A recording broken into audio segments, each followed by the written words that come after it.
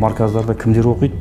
Көбінде сол жаңағы мына ата-анасы болсын, немесе ана баланың өзі болсын, не мектеп бітірмеген, немесе мектеп бітіреді де жоғарғы оқу орнында емес, ортада қалып қалған жаңағыдай дүбәра дейді ғой, ортада қалып қалған жастар көбінде кетеді.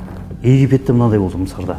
Марказдардың өздерінде көп жағдайда мысалы өздерінің бір саяси мақсатына жету үшін діни астарға қарай итерме дейді ғой жаңағыдай. Сол арқылы адамдарды өздеріне тартады мысалы. Діни негіздер арқылы жаңағыдай вербовка жасайды. Жаңадан дінге келіп жатқан азаматтарды, жастарды болсын әсіресе қатарларын тарта береді. Олар көбінде жас ерекшелігіне қарамайды. Ең басты оған адам саны керек. Біз неғұрлым көп болсақ, соғұрлым күштіміз дейді.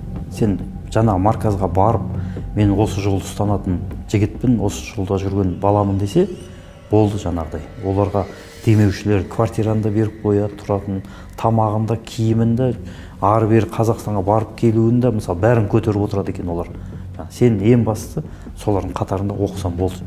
Біздің мемлекетте тыйым салынған университеттерде білім алған азаматтар сол жерге барады да ұстаз болады. Ол сол жерге барады да Құранды үйретем, сүннетті үйретем, таза хақиқи дінді үйретем деп шақырып арқылы миларын сол жерге жуып, анан қалай өзі радикал болып шыққанын білмей қалады.